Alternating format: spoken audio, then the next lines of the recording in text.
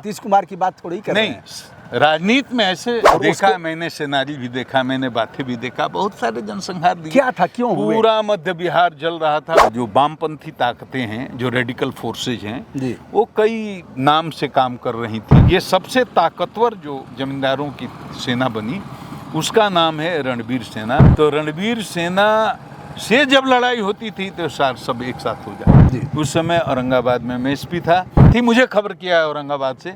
जहानाबाद में बाथे गांव जानते हो, मैं जहानाबाद एसपी रह चुका था। मैंने कहा हाँ तो तुम जाओ। वहाँ गया, महाराज चांदनी रात थी, मैं क्या बताऊं, लाश गिनते गिनते 1 2 3 4 5 6 7 8 9 10, अकेले गांव में कोई भी नहीं था। 30-32 लाशें मैंने गिनी। किस वर्ग के लोग मारे गए दलित थे? समाज, और 70 से ऊपर लोगों को मारा गया। तेनाली की घटना देखा, जहाँ करीब 40 लोग सवर्ण समाज के, उन लोगों को पकड़ करके लोगों को और गर्दन रख करके लकड़ी पर, ठेंगा पर, और गणासा से गर्दन को पूरा मध्य बिहार तो जल ही रहा था।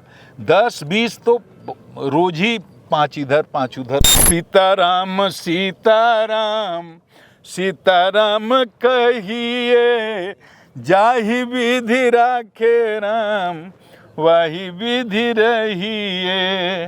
महल में रहिए चाहे झोपड़ी में रहिए, महल में रहिए चाहे झोपड़ी में रहिए, महल में रहिए चाहे झोपड़ी में रहिए। सीताराम सीताराम सीताराम कहिए। अपनी इच्छा भगवान की इच्छा में मिलाकर निश्चिंत हो जाइए ना। चुनाव लड़ाएं, लड़ जाइए, नहीं लड़ाएं मत लड़िए।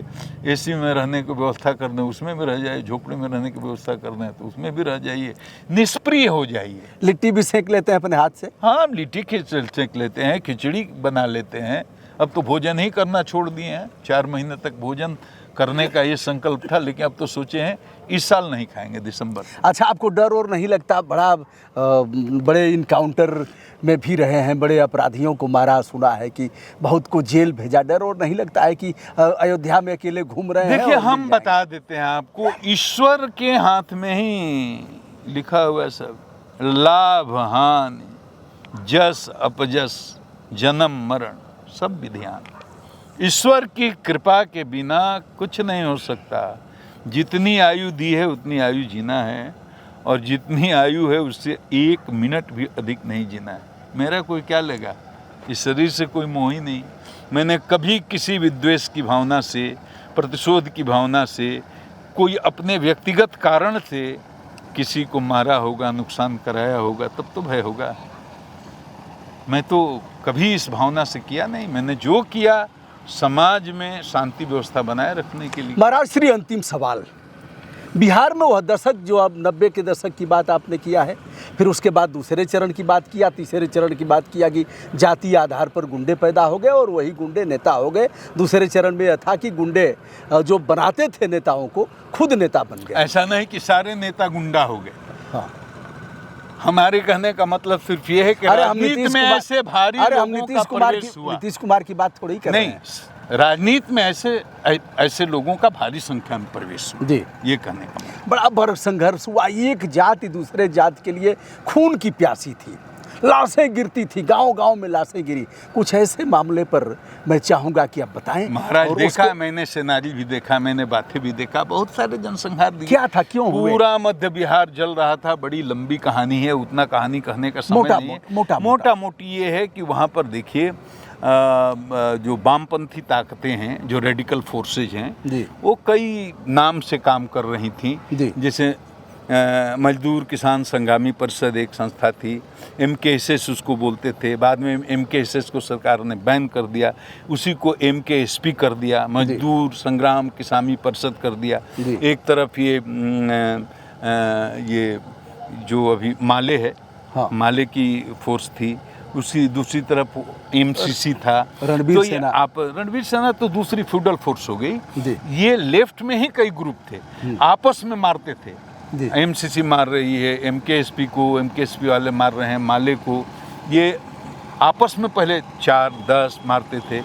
बाद में जब इनकी लड़ाई, जब जो रणबीर सेना जैसी जो ताकतें हैं, उसमें भी कई संगठन थे पहले जी। तो उसमें रणवीर सेना तो सबसे, उसके पहले सवर्ण लिबरेशन फ्रंट था, उसके पहले और संगठन थे। सवर्ण ये सबसे ताकतवर जो जमींदारों की सेना बनी उसका नाम है रणवीर सेना। तो रणवीर सेना से जब लड़ाई होती थी तो सब एक साथ हो जाते। तो मैंने एक देखा बाथे में नरसंहार जो रणवीर सेना ने किया। ये जहानाबाद जिले में पड़ता था, अब ये अरवल जिला में है जी। उस समय औरंगाबाद में मैं एसपी था। और जब घटना हुई तो रात को 12 बजे के आसपास पुलिस मुख्यालय को पता चला कि वहाँ कोई बड़ी घटना हुई है, लेकिन पूरा फ़ोन, वायरलेस कम्युनिकेशन सब पता नहीं कैसे नष्ट हो गया था। जी। जहानाबाद के एसपी कलेक्टर से बात नहीं हो रही थी। मुझे खबर किया औरंगाबाद से, जहानाबाद में बाथे गांव जानते हो, मैं जहानाबाद एसपी रह चुका था। मैंने कहा हाँ तो तुम जाओ। वहाँ गया, महाराज चांदनी रात थी, मैं क्या बताऊँ, लाश गिनते गिनते 1 2 3 4 5 6 7 8 9 10, अकेले गांव में कोई भी नहीं था। जो जिंदा थे सब भग गए थे और 30-32 लाशें मैंने गिनी। उसके बाद वायरलेस से खबर किया बहुत बड़ी घटना हुई है। सुबह 4 बजते बजते 3 बजते बजते 500 मीडिया और पदाधिकारी और नेता पता नहीं कौन पहुंच गए थे। 70 के आसपास लोगों की हत्या हुई थी, औरतें भी थीं और पुरुष भी थे। इतना बड़ा जनसंहार मुझे नहीं स्मरण है, युद्ध को छोड़ करके इतना बड़ा जातीय जनसंहार कहीं हुआ हो देश में, मुझे इसकी जानकारी नहीं। किस वर्ग के लोग मारे गए थे? दलित समाज के सब लोग, और 70 से ऊपर लोगों को मारा गया था। क्या हुआ उन लोगों का? बाद में सबका वहीं पर सोन नदी के किनारे सामूहिक रूप से वहीं पर दाह संस्कार हुआ। फिर मैंने सेनारी की घटना देखा जहां करीब 40 लोग सवर्ण समाज के, उन लोगों को पकड़ करके लोगों को और गर्दन रख करके लकड़ी पर, ठेंगा पर, और गणासा से गर्दन को काट काट करके 40 लोगों की हत्या की गई थी, लगभग 40 लोगों की। मतलब इतनी नृशंस हत्या, दोनों जगह मैं गया। जी। उस समय जहानाबाद का भी एसपी मैं नहीं था। जब सेनारी की घटना हुई थी उस समय भी मैं औरंगाबाद का ही एसपी था।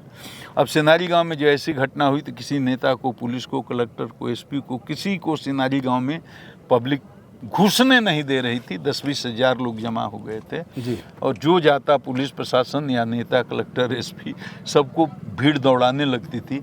मुझे खबर किया गया, मेरा गुडविल था बहुत जहानाबाद में, मुझे औरंगाबाद से बुलाया गया और कहा गया कि आप ही जा कर के 40 लाश उठाना था तो आप ही जा कर के हैंडल कर सकते हैं। खैर वो एक लंबी कथा है, मैं गया, 6-8 घंटे लगा, हैंडल किया, लाश उठवाए वो सब। तो ये दोनों चीज़ें मेरी आंखों के सामने। तो पूरा मध्य बिहार तो जल ही रहा था। 10-20 तो रोज ही 5 इधर 5 उधर रोज ही होता था। लेकिन ये 2 बड़ी बड़ी घटनाएं हुई, बाथे की और सेनारी की। उसके बाद मियाँचक हुआ सेनारी के तुरंत बाद, जिसमें 22 लोगों की हत्या हुई, काटा गया, उनको भी मारा गया। तो ये 3 सबसे अंत के 3 बड़े जनसंहार। इसी कारण से जंगल राज कहा जाता था क्या? इसको कौन, मतलब किसी कारण से कहा जा रहा हो, उस भाषा का, उस शब्द का प्रयोग करना मेरा उचित नहीं है, लेकिन स्थिति तो बहुत ही खतरनाक है। यूपी के कुछ गुंडे बिहार में और बिहार के कुछ अपराधी ऐसे लोग यूपी में, इस तरह का एक नाम आता है श्री प्रकाश शुक्ला का। और मेरे ख्याल से एक मंत्री जी उस समय हॉस्पिटल में थे, उनको मारा था। उस समय आपकी तैनाती कहाँ थी? कुछ स्मरण? ये मुझे स्मरण नहीं कहाँ था, लेकिन बड़ी साहसिक घटना थी वो। दुस्साहसिक कहा जाएगा। हाँ, दुस्साहसिक ही कहिए। हाँ। कि मतलब ऐसे दिन दहाड़े और हॉस्पिटल के कैंपस में घुस करके और वो हत्या करना। ब्रिज बिहारी जी नाम था उनका, ब्रिज बिहारी प्रसाद, उनकी हत्या हुई थी।